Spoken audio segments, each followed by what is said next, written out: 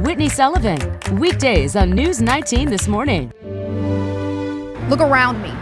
There is nothing left. Standing here in what was once Allen Benedict Court, it's almost hard to imagine 400 families call this place home. Apartments, sidewalks, a playground, all now dust and rubble. The 80-year-old apartments were torn down after 2 men died from carbon monoxide poisoning, and multiple gas leaks were found in buildings 4 years ago. Families had to leave the place they called home and find a new place to live. The Columbia Housing Authority assisted in that process. Over the past few years, 2 former residents have allowed News 19 to document their journey as they navigated the challenges of relocating. These are their stories. People have been trickling in, and what we've experienced so far is very similar to what we saw during the primary races, a low voter turnout. Now, I want to help put this into perspective. I'm going to bring you some numbers.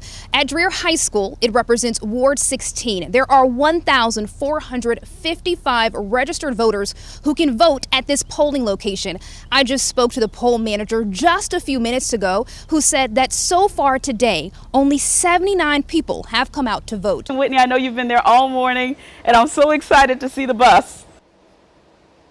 Oh my goodness, Darcy, my heart is so full. The generosity of the Midlands is on full display. Stuff a Bus kicked off a couple of hours ago, and since we started at 6 o'clock this morning, the donations have constantly been coming in. So what you just noticed is I'm about to eat some fair food dance. Oh my goodness, so many people are so excited. We've been talking about the state fair for weeks now.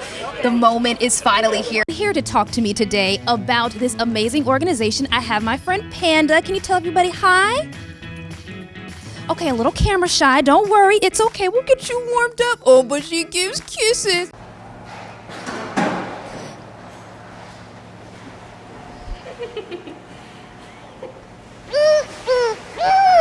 Braylon says they're so healthy, even people can eat them. Cheers. So it's not that bad. It's a little crunchy, but it doesn't taste bad. Hey y'all, good morning. Another earthquake. Good news for educators. It's National Donut Day. Food Truck Fridays. So let's get started. Your top stories in less than 2 minutes. Follow News 19 WLTX on Instagram for the morning recut. For this morning's good stuff, I want to give a huge shout out to our friends at Annie Burnside Elementary. Last week, I had the honor of participating in their career day, and y'all, we had so much fun. The students were able to learn from a number of different professionals, from a chef and DJ to Buffalo Soldiers and mental health therapists.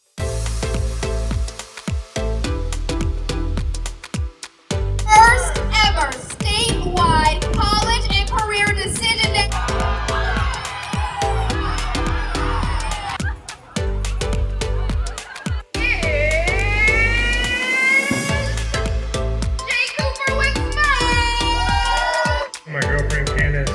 Daughter Riley.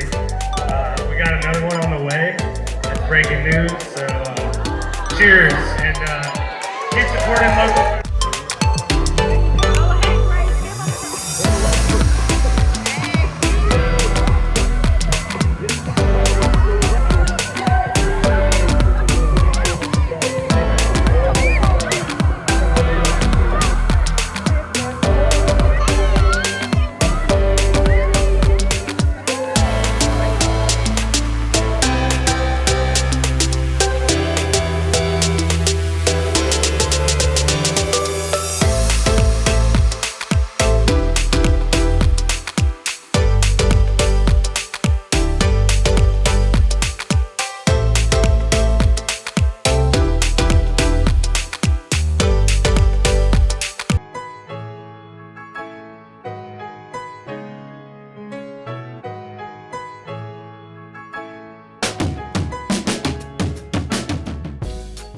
Lacinta Lewis Ellis is a distinguished contractor and developer who uses her talents to build relationships, community, and generational wealth for herself and others.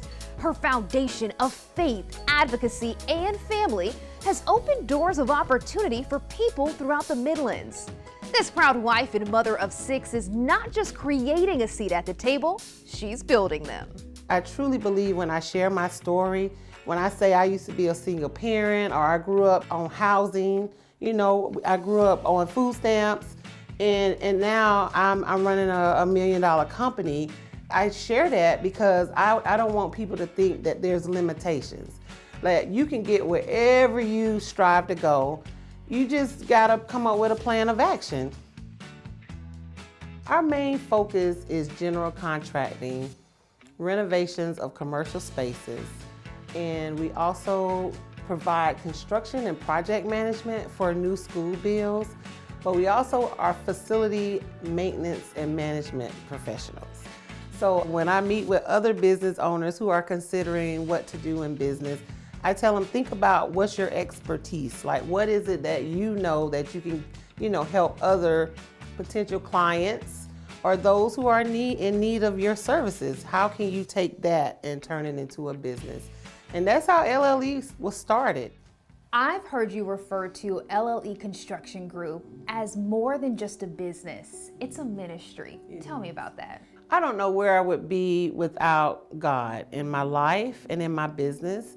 I pray over my business every single morning. I ask God to bless me with the right relationships, the right contracts, keep me in alignment with the purpose that He has for me.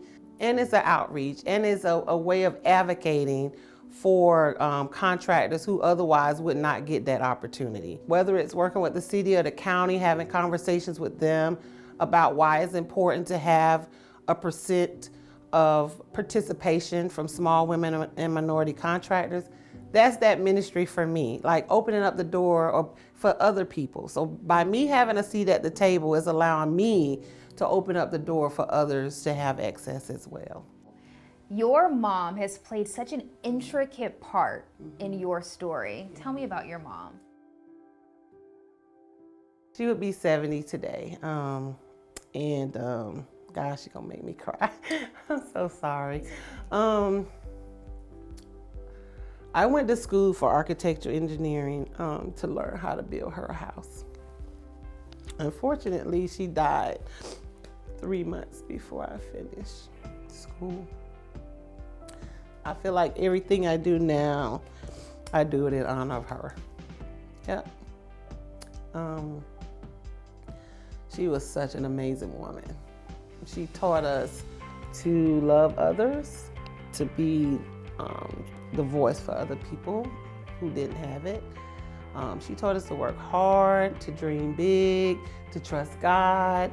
And I do think that I take all of that with me every day. I may not have been able to build her a house, but I promise I'm gonna build this community. I promise that's what I'm gonna do in honor of her. What's it like being a Black female in a male-dominated industry? As I got, into the industry, I realized that things are not as I would hope, so freely accessible for me. But I learned to build really good relationships.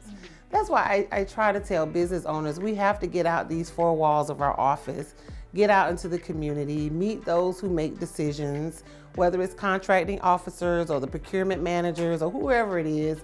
It's so important to be involved, because I think that opened up a lot of doors for me that would have otherwise been shut. I try not to look at it, oh, I'm a Black female.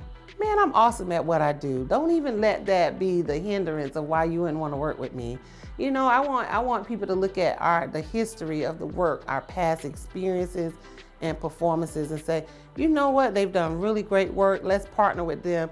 Don't look at it as me being a Black female, because we bring such awesome work to the table, and the knowledge and expertise that we have here with LLE helps projects close out. Growing up, I didn't see Black women or Black people doing what I do. Like, as a little girl, I remember sitting in my room. I used to draw out where my bed would go and my dresser. Then I would move it around. I didn't see an example of the possibilities of what I could be. I'm telling you, I get in these schools, I go talk to elementary, middle, and high school students. I share my story. I let them know that whatever it is that you're dreaming inside, it could happen. I don't care if you don't see it in your neighborhood or, you know, in the community. Still seek out for that.